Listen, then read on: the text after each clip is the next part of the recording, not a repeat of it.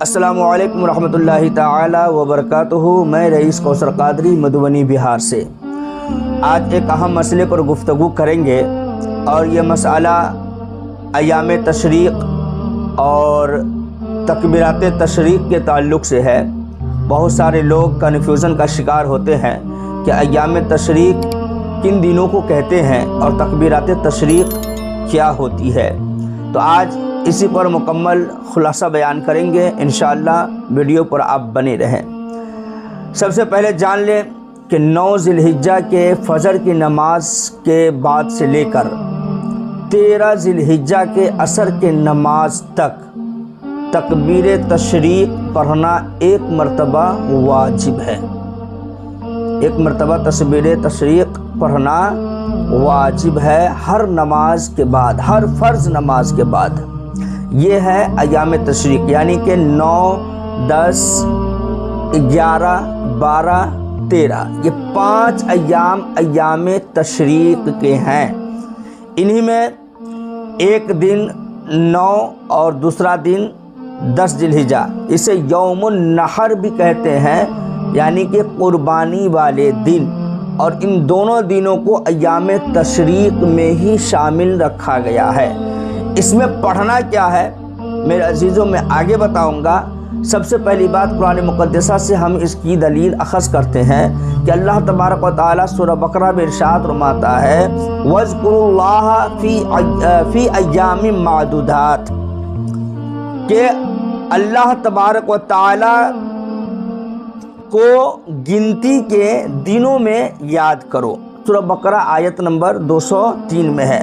مفسرین کرام کے نزدیک ایام معدودات سے مراد یہ ایام تشریق ہی ہے، یعنی کہ تشریق والے یہ 5 ایام جو 5 دن ہیں، یہی معدودات سے مفسرین کرام مراد لیتے ہیں۔ اس کے اندر حکمت کیا ہے؟ حکمت یہ ہے کہ اس دن حجاج جو ہے، جو حاجی حج کرنے کے لیے جاتے ہیں، مینا میں رہ کر رمی کرتے ہیں اور قربانی کے گوشت کو دھوپ میں سکھا کر محفوظ کرتے تھے، اس لیے تشریق یعنی کہ گوشت خشک کرنا کہا جاتا تھا، یعنی کہ اسی وجہ سے اس دنوں کے نام تشریق والے دن پڑ گیا۔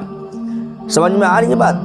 اب اس کے اندر میں جو ہے نا کچھ نقوط ہے، جس نقوط کو ہم اور آپ کو سمجھنا بہت ہی ضروری ہے۔ تکبیرات تشریق ہر بالغ، ہر مسلمان مرد و عورت پر فرض نماز کے بعد ایک مرتبہ پڑھنا واجب ہے، اور 3 مرتبہ کوئی پڑھ لے تو یہ مستحب عمل ہے۔ اور وہ انسان چاہے جماعت کے ساتھ نماز پڑھے یا پھر اکیلا اور تنہا نماز پڑھے، چاہے وہ مسافر ہو چاہے وہ مقیم ہو، ہر صورت ہر حال میں 9 ذی الحجہ کے فجر کے نماز کے بعد سے لے کر 13 تاریخ کے عصر کے نماز کے بعد تک اس کے اوپر ایک مرتبہ پڑھنا واجب ہے میرے عزیزوں۔ اور یہ تکبیرات تشریق کیا ہے؟ تو یہ اس کلمے کو آپ اچھی طریقے سے نوٹ کر لیں، میں اسکرین پر بھی چلا دیتا ہوں۔ اللہ اکبر، اللہ اکبر، لا الہ الا اللہ، واللہ اکبر، اللہ اکبر، وللہ الحمد۔ یہ تکبیر تشریق ہے۔ اس دعا کو ہمیں ہر نماز کے بعد، ہر فرض نماز کے بعد پڑھنا ہے۔ اس کے علاوہ نقطہ اس کے اندر میں کیا ہے، اس کے اندر کی مصلحتیں کیا ہے؟ فرض کے بعد، سلام کے بعد فوراً ایک بار بلند آواز سے پڑھنا واجب ہے، 3 بار پڑھنا مستحب ہے۔ فتاوی عالمگیری جلد نمبر 1 صفحہ نمبر 52۔ مردوں کے لیے ہدایت ہے کہ مسجد میں ہو یا گھر میں، باجماعت ہو یا اکیلے، بلند آواز سے پڑھنا واجب ہے۔ عورتوں کے لیے ہدایت یہ ہے کہ آہستہ آوازوں میں پڑھے تاکہ غیر محرم اس کو نہ سن سکے۔ ایک مسئلہ اس کے اندر میں یہ نکل کر کے آتا ہے، کچھ لوگ کہتے ہیں کہ اگر پڑھنا بھول جائیں تو کیا کرے؟ تو اگر سلام کے بعد فوراً پڑھنا انسان اگر بھول گیا ہو اور بغیر بات چیت کیے اگر انہیں یاد آ جائے تو پھر وہ پڑھ لے، اور اگر مسجد سے باہر نکل گیا ہو یا لوگوں سے بات چیت کرنا شروع کر دیا ہو تو پھر ان کے اوپر واجب نہیں کہ اس کلمے کو دہرائیں یا پڑھیں، اور اس کا کوئی فدیہ یا کفارہ بھی نہیں ہے۔ قربانی کرنے والا اور نہ کرنے والا کیا اس کلمہ کو پڑھ سکتا ہے؟ تو جی ضرور میرے بھائیوں، صرف قربانی کرنے والوں پر ہی یہ واجب نہیں ہے، بلکہ یہ مسلمانوں پر واجب ہے۔ بات کو سمجھیے جی۔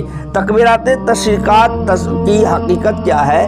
ابن عباس رضی اللہ تعالی عنہما فرماتے ہیں کہ جب حضرت ابراہیم خلیل اللہ علیہ الصلاۃ والتسلیم اپنے بیٹے حضرت اسماعیل ذبیح اللہ کو جب ذبح کر رہے تھے، یعنی کہ قربانی پیش کر رہے تھے اللہ کی رضا کے خاطر، اور جب چھری گلے پر چلائی اور وہ چھری چل نہ سکی، حضرت جبریل امی ایک دمبہ جنت سے لے کر تشریف لائے اور حضرت ابراہیم کی اس ادا کو دیکھ کر کے بے ساختہ حضرت جبریل امی کی زبان پر جاری و ساری ہوا، اللہ اکبر اللہ اکبر۔ تو پھر اسی کلمے کے جواب میں حضرت ابراہیم علیہ الصلوۃ والتسلیم نے فرمایا لا الہ الا اللہ۔ پھر جب اس کلمے کو حضرت اسماعیل نے سنا کہ میرے والد لا الہ الا اللہ کہہ رہے ہیں، تو پھر حضرت اسماعیل فرماتے ہیں واللہ اکبر وللہ الحمد۔ اس کلمے کو اللہ تبارک و تعالیٰ نے محفوظ رکھا اور امت مسلمہ کو اس وقت سے لے کر کے ابھی تک ایام تشریق کے ہر فرض نمازوں کے بعد پڑھنا اسلام کا ایک شعار بنا دیا، اسلام کی ایک نشانی بنا دی، اور کہا کہ اے مسلمانوں، ہر فرض نماز کے بعد جبرائیل، حضرت ابراہیم، حضرت اسماعیل کی ان اداؤں کو زندہ رکھا جائے، لہٰذا ان کی اس تکبیرات کو ہم سب مسلمان دہراتے ہیں اور اس میں ہمیں بہت سکون بھی ملتا ہے۔ اللہ تبارک و تعالیٰ نے ان ایام میں ہم اور آپ جتنے بھی مسلمان ہیں ان مسلمانوں کے لیے روزہ رکھنا مکروہ قرار دیا ہے، لہٰذا ایام تشریق میں سوائے حجاج کے ہم اور آپ روزہ نہیں رکھ سکتے ہیں میرے عزیزوں۔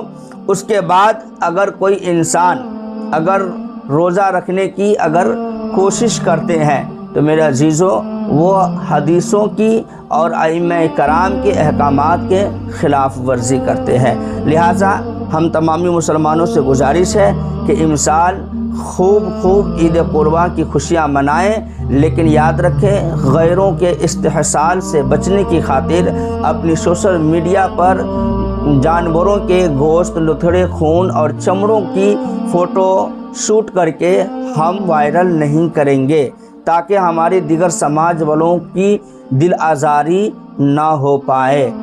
ان باتوں کا آپ خیال رکھیں گے۔ ہر فرض نماز کے بعد 9 ذی الحجہ کے فجر کے نماز کے بعد سے لے کر 13 ذی الحجہ کے عصر کے فرض نماز کے بعد تک تکبیر تشریق ایک مرتبہ بلند کرنا یہ واجب ہے اور 3 مرتبہ بلند کرنا مستحب ہے۔ اللہ تبارک و تعالیٰ کی بارگاہ میں دعا ہے کہ اللہ تبارک و تعالیٰ ہماری امسال کی قربانیوں کو اپنی بارگاہ میں شرف قبولیت عطا فرمائے۔ السلام علیکم ورحمۃ اللہ وبرکاتہ۔